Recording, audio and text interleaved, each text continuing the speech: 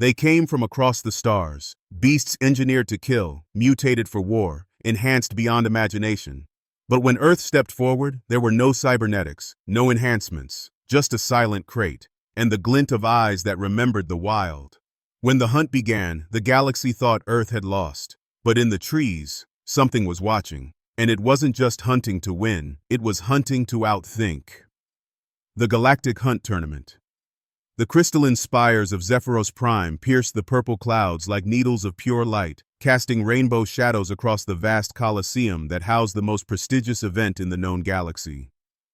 The Galactic Hunt Championship occurred once every solar cycle, drawing representatives from hundreds of worlds to showcase their planet's most deadly predators. It was part competition, part diplomatic theater, and entirely about proving which species had mastered the art of creating the perfect hunter. Captain Elena Vasquez adjusted her simple brown uniform as she walked through the ornate registration hall, her weathered boots clicking against floors made of polished meteor stone. Behind her, Dr. Marcus Chen pulled two unremarkable metal crates on a hover cart, the kind used for shipping ordinary supplies. They looked entirely out of place among the gleaming containment units, energy cages, and pulsing biopods that surrounded them. The registration area buzzed with alien languages and the occasional roar or screech from contained creatures. Elena's eyes swept across the competition, taking mental notes like the wildlife biologist she had been before joining the Terran Diplomatic Corps. The Vex Thari had brought what appeared to be a living shadow with too many teeth. The Crystalline Confederacy showcased a beast made of pure energy that crackled inside a containment field. Most impressive of all, the Zephyrian Empire's entry towered 12 feet tall, a bioengineered nightmare with razor claws, enhanced reflexes, and a neural implant that glowed menacingly through its skull.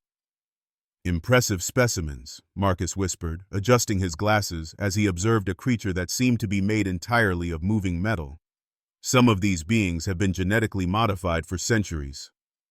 Elena nodded but kept her expression neutral.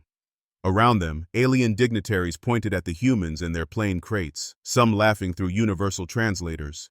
She caught fragments of conversation in various languages, most of which roughly translated to variations of primitive, backwards, and embarrassing. A tall, elegant figure approached them with flowing robes that seemed to be made of liquid silver. This was Zixtar, the Zephyrian huntmaster who organized the tournament.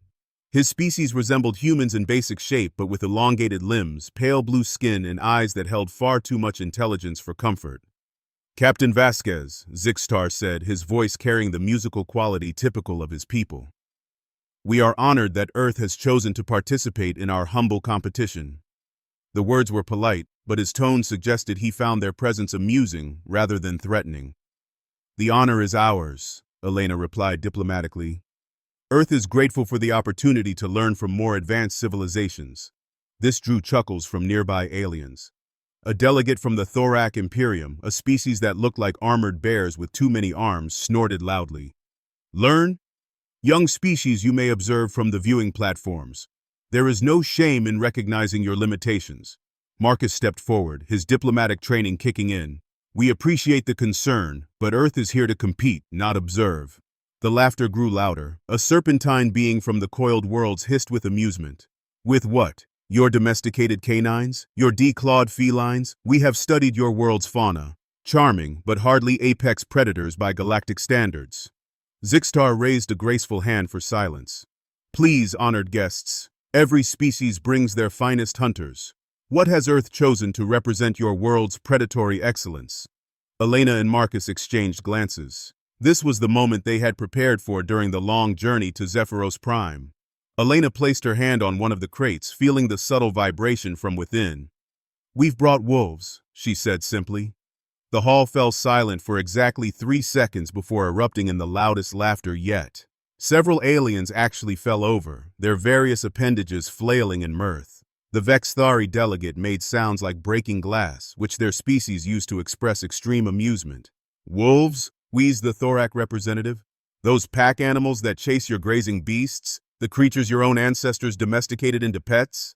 Surely you jest, added a floating gas being from the Nebula Collective. Wolves are mentioned in our xenobiology texts as examples of pre-technological hunting. They are primitive even by your world's standards. Zixtar, to his credit, maintained his diplomatic composure, though Elena could see the amusement dancing in his large eyes. Wolves are indeed mentioned in our databases. efficient pack hunters in their natural environment, but he paused delicately. This tournament features the finest predators from across the galaxy, beings that have been enhanced, evolved, and perfected over millennia. Elena remained calm, though she felt Marcus tense beside her. Our wolves haven't been enhanced, she confirmed. They're exactly as nature made them. This statement caused another wave of incredulous muttering. A crystalline being chimed like breaking bells, which served as their species' laughter. Nature? You speak of random evolution as if it could compete with intelligent design. Your world must be very peaceful, observed a delegate whose species Elena couldn't identify, though they seemed to be composed entirely of shifting geometric patterns. To survive without developing true apex predators. Marcus finally spoke up, his voice steady despite the mockery surrounding them. Earth has plenty of dangerous predators. We chose wolves for specific reasons. Such as? Zixtar inquired, genuine curiosity now mixing with his amusement. Elena smiled for the first time since entering the hall. Wolves understand something that many advanced species seem to have forgotten. And what might that be? Asked the serpentine delegate, coiling closer with predatory interest. That the deadliest hunters are the ones you never see coming. Before anyone could respond to this cryptic statement, a deep howl echoed from within one of the crates. It wasn't loud or threatening, just a single clear note that somehow carried across the entire hall despite the ambient noise. Every conversation stopped. Every alien turned toward the sound. The howl was answered by another from the second crate. Then both voices joined in a harmony that seemed to resonate in the bones of every being present. It wasn't the roar of a technologically enhanced super predator or the screech of a bioengineered nightmare. It was something older, more primal, a sound that spoke of moonlit forests and ancient hunts. When the howling stopped, the silence stretched longer this time. Several aliens were unconsciously stepping back from the crates, though they couldn't explain why. Zixtar cleared his throat, breaking the spell. Well, this is unexpected. Your wolves certainly have impressive vocalizations. That wasn't for show, Elena said quietly. They were talking to each other. The Thorac delegate laughed, but it sounded forced now. Talking? Animals don't talk, they merely react to stimuli. These aren't just animals, Marcus said, placing his hand on the second crate. Their intelligence wrapped in fur and muscle. Each pack is a collective mind that's been honed by millions of years of cooperative hunting. Cooperative? The crystalline being's voice held a note of skepticism. You mean they require multiple individuals to accomplish what a single proper predator could achieve alone? Elena shook her head. I mean they can coordinate complex strategies across vast distances, adapt their tactics in real time based on changing conditions, and accomplish objectives that would be impossible for any single hunter, no matter how enhanced. The aliens exchanged glances. This wasn't the kind of boasting they were used to hearing from primitive species. Usually, newer civilizations tried to impress with crude displays of strength or size. The humans were claiming something far more sophisticated. Interesting theory, Zixtar said diplomatically. Tomorrow's hunt will certainly test these claims. As if summoned by his words, a holographic display materialized above the registration area, showing a three-dimensional map of the hunting preserve. The terrain was vast and varied, featuring everything from dense forests to rocky canyons, from frozen tundra to burning deserts. Scattered throughout were various obstacles, traps, and challenges designed to test every possible aspect of predatory skill. Behold the Crucible of Ethon, Zixtar announced, his voice carrying to every corner of the hall. Tomorrow, your chosen hunters will enter this preserve with a single objective: locate and retrieve the Crystal of Ethon, hidden somewhere within its boundaries. The crystal changes location every hour and emits no trackable signals. Finding it requires more than enhanced senses or raw power. It demands true hunting intelligence. Elena studied the map, her trained eye identifying various ecosystems and potential challenges. The preserve was enormous, easily spanning several hundred square kilometers. Any creature entering it would face not just the challenge of navigation, but also environmental hazards, territorial disputes with other competitors, and the constant pressure of time.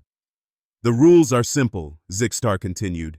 Each species may enter up to 6 specimens. Collaboration between different species is forbidden, but coordination within a single entry is not only allowed but encouraged. The hunt begins at dawn and ends at sunset. Failure to retrieve the crystal results in elimination. Use of technology beyond basic communication devices is prohibited. What about the other predators? Asked the gas-being delegate. Are they considered obstacles or competitors? Zixtar's smile revealed teeth that were far too sharp for comfort. Both. The Crucible of Ethon is designed to test every aspect of predatory excellence. How your hunters interact with competitors is part of that test. Elena felt a cold satisfaction settle in her stomach. The tournament wasn't just about finding a crystal. It was about surviving and succeeding in an environment filled with the galaxy's most dangerous creatures, all while maintaining focus on the primary objective. It was exactly the kind of complex, multi-layered challenge that played to Wolf's greatest strengths. Any other questions? Zixtar inquired. The Vexthari delegate stepped forward, its shadow form rippling with anticipation. What happens to predators that are eliminated by competitors? They are removed from the preserve and receive full medical attention, Zixtar assured them. This is a competition, not a death match. However, natural consequences of aggressive behavior are accepted risks. Elena nodded, satisfied with the rules. Around the hall, other competitors were already discussing strategy and sizing up their rivals. She noticed that several aliens kept glancing toward the human crates with expressions that ranged from dismissive to mildly curious. As the registration ceremony concluded and delegates began dispersing to prepare for tomorrow's hunt, the Thorak representative approached Elena one final time. "Human," he rumbled, his voice carrying the bass notes of distant thunder. "Your confidence is admirable, but tomorrow will be different. In the wild, your wolves might be skilled hunters. In the Crucible, they will face creatures that evolution never prepared them for." Elena met his gaze steadily. Evolution never prepared them for a lot of things. That's what makes them so good at adapting. The thorax snorted and walked away, but Elena noticed he didn't laugh this time. Around the hall, the mockery was definitely more subdued than it had been an hour ago. The wolves howling had accomplished something she hadn't expected. It had introduced an element of uncertainty into what the aliens had assumed would be a predictable outcome. As Elena and Marcus guided their crates toward the temporary housing area, Marcus leaned close and whispered, "Think they're ready for tomorrow?" Elena listened to the soft sounds coming from within the crates, the barely audible shuffling and breathing of creatures that had traveled across the galaxy in cramped conditions but remained patient and alert. "They've been ready since we left Earth," she replied. "The question is whether the galaxy is ready for them." Tomorrow would bring the hunt, and with it, the galaxy's first real introduction to the intelligence that had once turned primitive humans from prey into the dominant species of their world. The aliens expected a demonstration of Earth's limitations. They were about to discover Earth's possibilities instead. The hunt begins. Dawn on Zephyros Prime painted the sky in shades of amber and violet, casting long shadows across the Crucible of Ethon as the massive gates began their slow, grinding ascent. The hunting preserve stretched beyond the horizon, a carefully constructed ecosystem that contained every type of terrain imaginable. Steam rose from thermal vents in the distance while frozen peaks glittered like diamonds in the early light. Elena Vasquez stood at the release platform, her hand resting on the first crate's opening mechanism. Inside, she could hear the soft padding of paws and the almost inaudible whine of creatures eager to run after days of confinement. Marcus checked his monitoring equipment one final time, ensuring their communication link with the wolves would function properly throughout the day. Around them, other competitors were making final preparations with considerably more fanfare. The Zephyrian bio-enhanced predator stood nearly 13 feet tall, its neural implants pulsing with calculated rhythm as its handlers input final tactical data. The creature's eyes glowed with artificial intelligence, and its claws had been sharpened to molecular precision. The Vexthari shadow beast rippled at the edge of perception, its form constantly shifting between solid and incorporeal. Its handlers communicated with it through direct psychic link, downloading hunting patterns and target priorities directly into its consciousness. Most impressive of all was the Crystalline Confederacy's entry, a being of pure energy contained within a framework of living crystal. It could phase through solid matter, manipulate electromagnetic fields, and process sensory data at speeds that made quantum computers seem sluggish. "Attention competitors!" Zixtar's voice echoed across the platform through hidden speakers. "The hunt begins in 60 seconds. Remember, your objective is the Crystal of Ethon. All other considerations are secondary." Elena knelt beside the first crate, speaking softly to its occupants. "You know what to do. Trust your instincts, trust each other, and remember everything we've taught you about working with humans." A soft woof from inside the crate acknowledged her words. Marcus was addressing the second crate with equal quiet intensity. "The preserve is large, but you've tracked across larger territories back home. This is just another hunt with different scents and sounds." 30 seconds, Zixtar announced. Around the platform, alien predators were straining against their restraints or energy fields. The Thoric Imperium's armored bear creature paced in tight circles, its multiple arms flexing with enough strength to crush steel. A serpentine horror from the coiled worlds tested its venomous fangs against a target dummy, leaving smoking holes in the reinforced material. Elena noticed that several alien competitors were positioning themselves to charge directly into the preserve's central regions, apparently planning to use brute force and enhanced senses to locate the crystal as quickly as possible. It was exactly the strategy she had hoped they would employ. 10 seconds. Elena's fingers found the release switches on both crates. Marcus stepped back, giving the wolves clear space to emerge. Begin.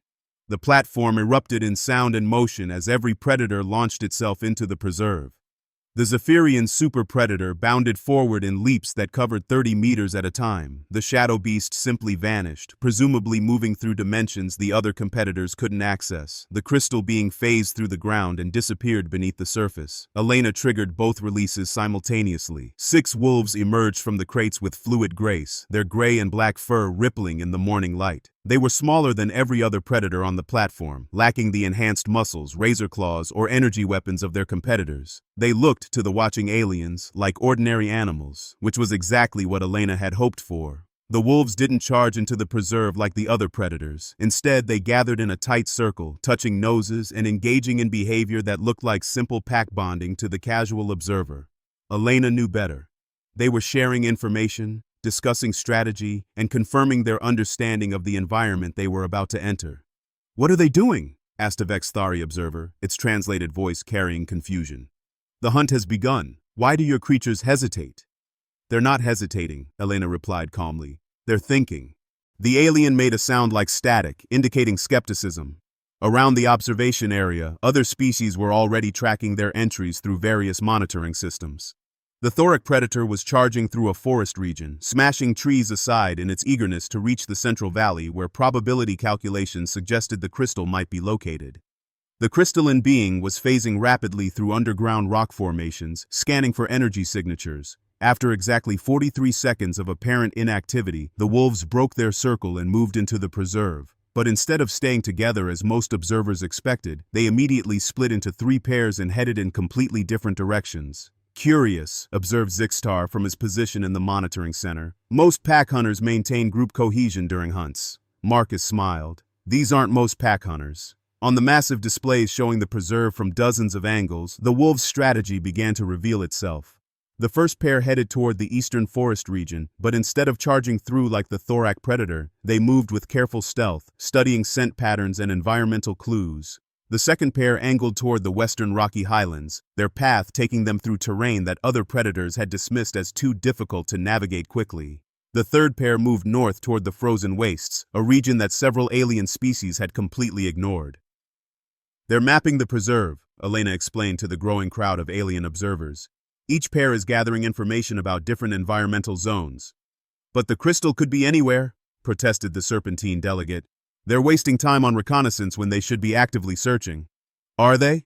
Marcus asked pointedly. On the displays, the first major confrontation of the hunt was unfolding. The thorac predator had encountered the crystalline being in the Central Valley, both having converged on the same probable location for the crystal. The resulting clash was spectacular, with the armored creature's multiple arms striking against barriers of living energy, while the crystal being phased in and out of solid form to avoid devastating counterattacks. Neither predator found the crystal in that location, but both were now damaged and wary of each other. The thorac beast limped away with several cracked armor plates, while the crystalline being's energy patterns flickered with instability. Meanwhile, the wolves continued their methodical exploration. The eastern pair had discovered something interesting near a thermal vent, not the crystal itself, but evidence of the energy signature it was leaving in the environment. They marked the location with scent and moved on, their discovery invisible to the monitoring systems but perfectly clear to their packmates kilometers away. "How are they communicating?" asked a floating gas being delegate. "Our sensors detect no technological transmissions." Elena tapped her temple. "The same way they've communicated for millions of years. Scent markers, howl patterns that carry across vast distances, and behavioral cues that other wolves can read from kilometers away." As if to demonstrate her point, a soft howl echoed across the preserve from the northern team. To alien ears, it sounded like meaningless noise. Elena knew it was a complex information packet describing terrain features, environmental hazards, and most importantly, a confirmation that the crystal was not in the frozen regions. The Western team responded with their own brief howl, indicating they had found promising signs in the Highland caves but needed more time to investigate thoroughly. By midday, the alien predators were showing signs of frustration.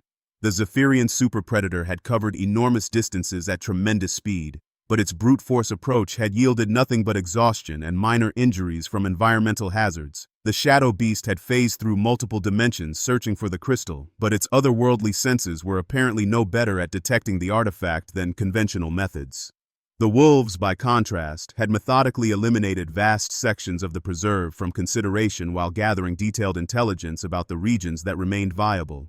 More importantly, they had begun to converge on a single area, the eastern forest region where thermal activity suggested a network of underground caves. "They're hurting the crystal," Marcus observed quietly, watching the tactical display that showed all predator positions.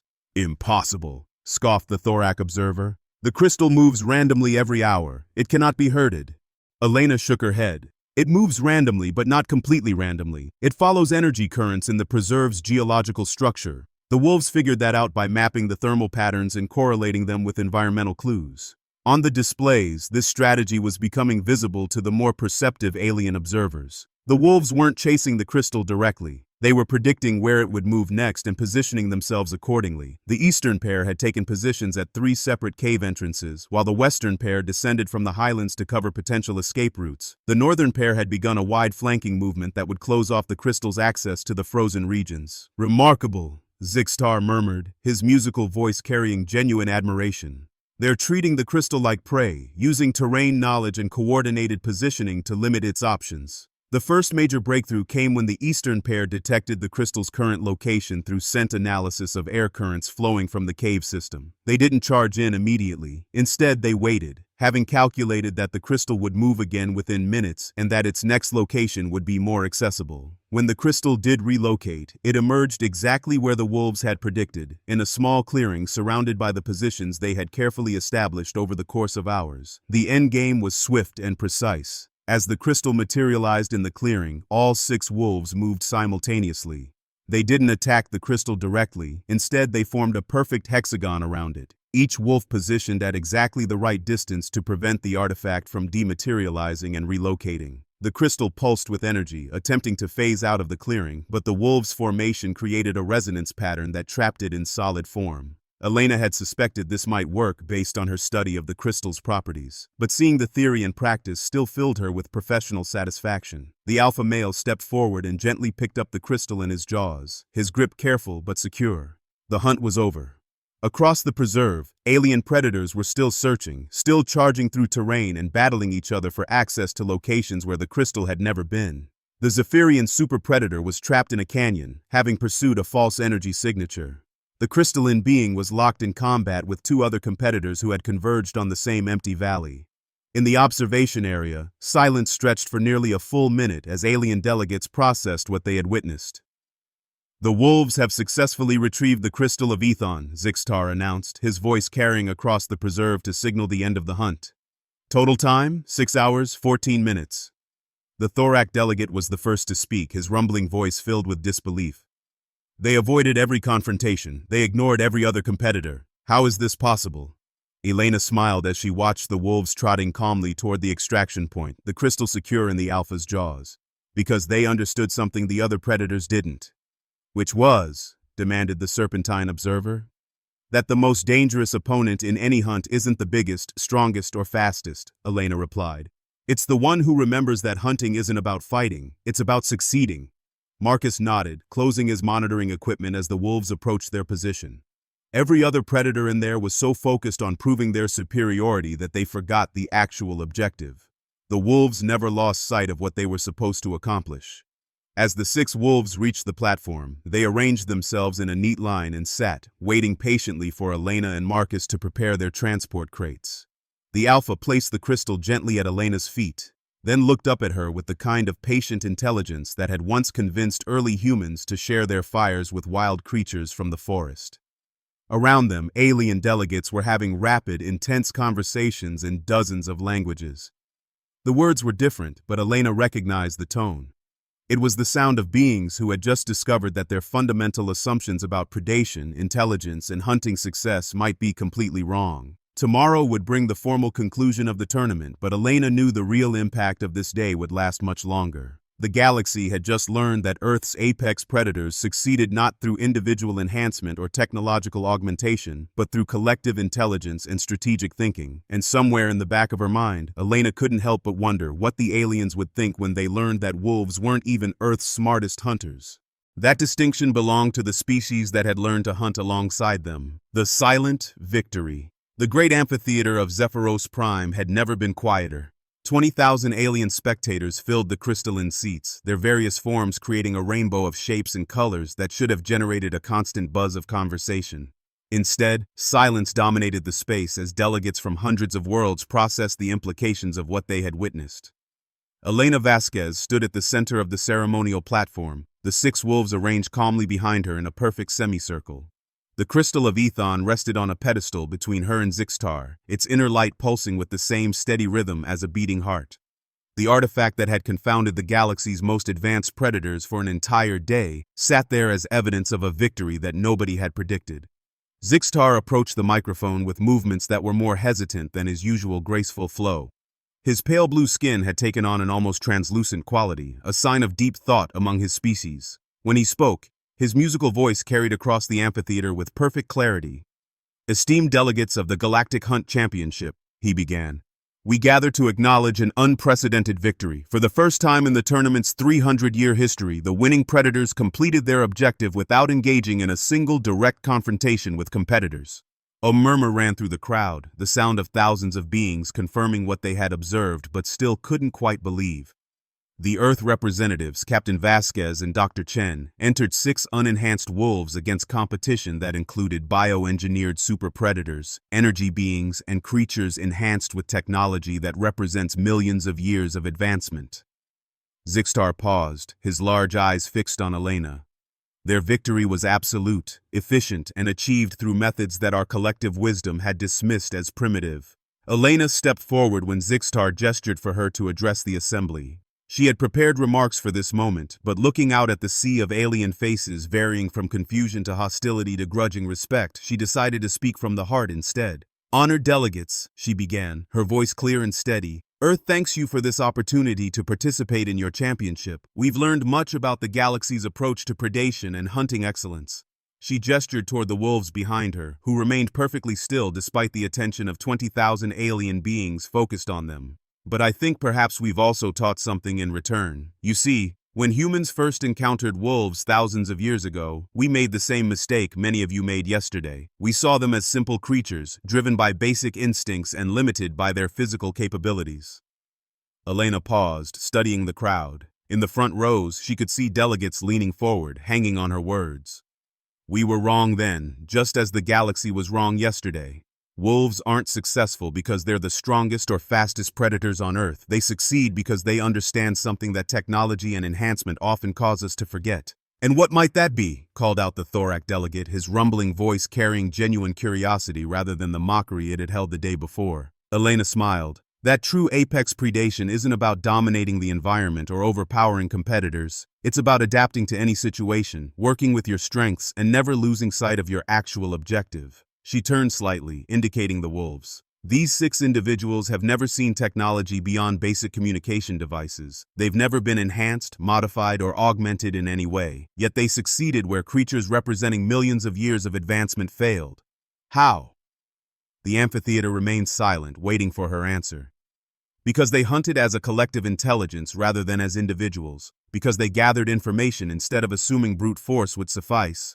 Because they planned their approach based on understanding their environment rather than trying to overpower it."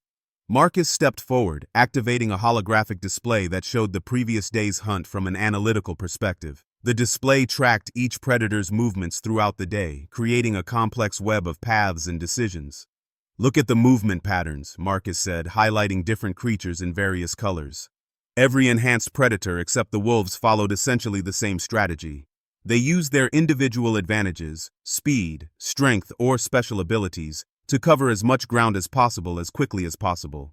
The display showed the Zephyrian super predator's rapid zigzag pattern across vast distances, the crystalline being's dimensional phase shifts through underground regions, and the shadow beast's incorporeal reconnaissance through multiple dimensions. This approach makes sense from an individual perspective, Marcus continued. Use your enhanced capabilities to maximize your coverage and rely on superior senses to detect the crystal. He highlighted the wolves' movement pattern in a soft green color. Instead of chaotic searching, their paths showed clear coordination and systematic elimination of possibilities. The wolves used an entirely different approach. They treated the hunt as an information-gathering exercise first and a physical challenge second. Each pair gathered data about their assigned region, then shared that information with the rest of the pack through communication methods that our monitoring systems couldn't even detect. A delegate from the Nebula Collective, a floating gas being whose form shifted constantly, spoke up. But surely individual enhancement is more efficient than group coordination. One advanced predator should outperform 6 primitive ones. Elena shook her head. That assumption is exactly why every enhanced predator failed yesterday. Individual capability becomes a weakness when it prevents you from seeing solutions that require cooperation. She activated another section of the holographic display, this one showing the crystal's movement pattern throughout the day. The crystal of Ethon doesn't move randomly, as most competitors assumed. It follows energy currents created by the preserve's geological structure. Dr. Chen and I suspected this based on our analysis of the tournament parameters, but we couldn't prove it without extensive environmental data. The display highlighted thermal patterns, magnetic field variations, and geological features that created a subtle but detectable network of energy flows throughout the preserve. The wolves mapped these patterns unconsciously by correlating scent information, thermal detection, and acoustic analysis. They didn't need to understand the physics involved. They just needed to recognize the patterns and predict where they would lead. A crystalline delegate chimed with what sounded like skepticism. You claim these unenhanced creatures performed complex environmental analysis that our most advanced sensors missed? Not missed, Elena corrected. Ignored. Your sensors detected all the same information the wolves used, but your enhanced predators were programmed to prioritize speed and individual capability over environmental analysis. They had the data, but not the patience to use it effectively. Marcus activated a new section of the display showing communication patterns between the wolf pairs throughout the hunt. The visualization revealed a complex web of information exchange that had been invisible to the tournament's monitoring systems. This is what we call pack intelligence, Marcus explained. Each wolf pair functioned as both an individual hunting unit and a node in a larger information network. When the eastern pair detected thermal signatures indicating underground cave systems, that information was immediately available to all 6 wolves through scent markers and vocal patterns. The Vexthari delegate's shadow form rippled with what might have been confusion. Our psychic networks can transmit data instantaneously across vast distances. How can primitive vocalizations compete with that?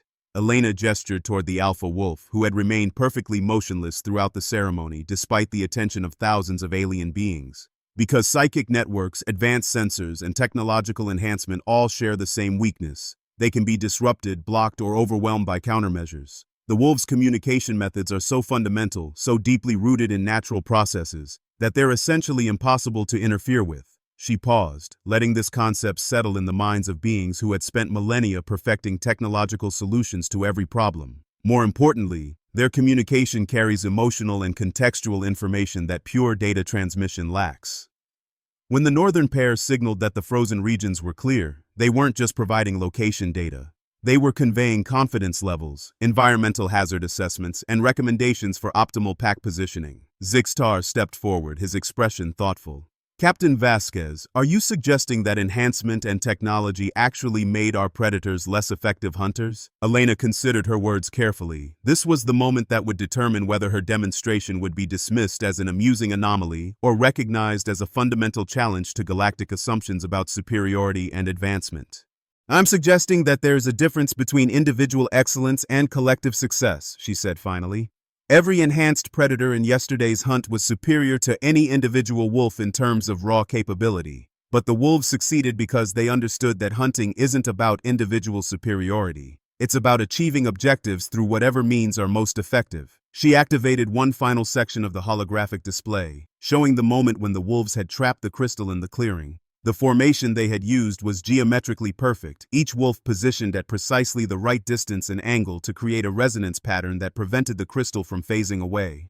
This formation required 6 individuals to coordinate their positions with millimeter precision while moving at high speed across uneven terrain. No single predator, no matter how enhanced, could have replicated this technique. The amphitheater erupted in discussion as delegates began arguing among themselves in dozens of languages. Elena caught fragments of conversation as universal translators worked to keep up with the sudden flood of communication. "Impossible without technological coordination," insisted one voice. "But we observed it directly," countered another. "Random luck," declared a third. "Too precise for randomness," argued a fourth. Elena waited for the discussions to die down before continuing. The wolves' success wasn't random, and it wasn't luck. It was the result of intelligence that's been refined over millions of years of evolutionary pressure. They succeeded because they approached the hunt the same way their ancestors approached every challenge. By working together, by gathering information, and by adapting their strategy to the specific requirements of the situation. A new voice spoke from the upper tiers of the amphitheater. It belonged to a delegate whose species Elena hadn't encountered before, something that resembled a collection of floating geometric shapes arranged in constantly shifting patterns. "If these wolves are so effective," the being asked, "why hasn't Earth dominated the galaxy? Why aren't humans the apex species across all worlds?" Elena smiled at the question. "Because humans learned something even more important than how to hunt effectively. We learned when not to hunt at all." The geometric being's patterns shifted in what might have been confusion. "Explain." "Wolves taught us that true apex predators don't need to prove their dominance through constant conflict. They succeed by being so effective that confrontation becomes unnecessary. When other predators see wolves working together, adapting to any environment, and achieving objectives that individuals can't accomplish alone, those predators learn to avoid conflict rather than risk defeat." She gestured toward the crowd of alien delegates. "Yesterday, 6 unenhanced wolves outperformed creatures representing hundreds of worlds and millions of years of advancement. They did it without fighting, without technology, and without enhancing themselves beyond what nature provided. What does that suggest about the relationship between advancement and actual effectiveness?" The silence that followed was different from the previous quiet moments. This wasn't the silence of confusion or disbelief. It was the silence of beings reconsidering fundamental assumptions about power, intelligence, and success. Zixtar approached the microphone again, his movements slow and deliberate. "Captain Vasquez, Dr. Chen, on behalf of the Galactic Hunt Championship, I formally acknowledge Earth's victory in this tournament. The Crystal of Ethon is yours by right of superior hunting strategy." He paused, his large eyes reflecting the crystal's inner light. "But I suspect this victory represents something more significant than a single tournament result. You have demonstrated that our collective understanding of apex predation may be incomplete. The championship committee will be reviewing our criteria for predatory excellence in light of yesterday's events." Elena nodded respectfully. "Earth is honored by this recognition, but we hope the real value of this demonstration lies not in proving that our approach is superior, but in showing that different approaches to the same challenges can yield unexpected insights." She turned to address the full amphitheater. "The galaxy is vast and full of diverse intelligences. Each species has developed unique solutions to the fundamental problems of survival and success. Earth's contribution to that diversity is our understanding that collective intelligence can accomplish things that individual excellence cannot." Marcus stepped forward one final time. "The wolves will return to Earth with us, but the lessons they've demonstrated here belong to the entire galaxy. Cooperation, patience, environmental awareness, and strategic thinking aren't uniquely human or uniquely terrestrial concepts. They're tools that any species can develop and use." As Elena and Marcus began preparing the wolves for transport back to their ship, delegates throughout the amphitheater were engaged in intense discussions. Some were clearly skeptical, dismissing the demonstration as an anomaly that proved nothing about broader principles.